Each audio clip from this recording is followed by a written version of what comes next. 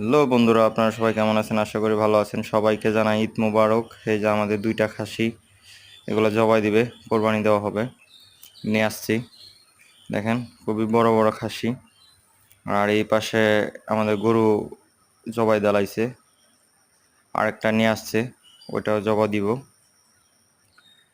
আর আমার ভিডিওটা কে কোন জায়গা থেকে দেখছেন কমেন্টে জানাইবেন।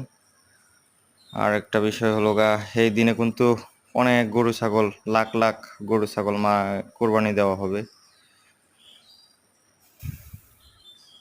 আর এইবারের কোরবানিটা মনে হয় মানে সুস্থভাবেই কোরবানি দেওয়া হবে, কারণ আজকে মনে হয় না যে বৃষ্টি পড়বে, কারণ প্রত্যেক কোরবানিতেই দেখি যে বৃষ্টি পড়ে।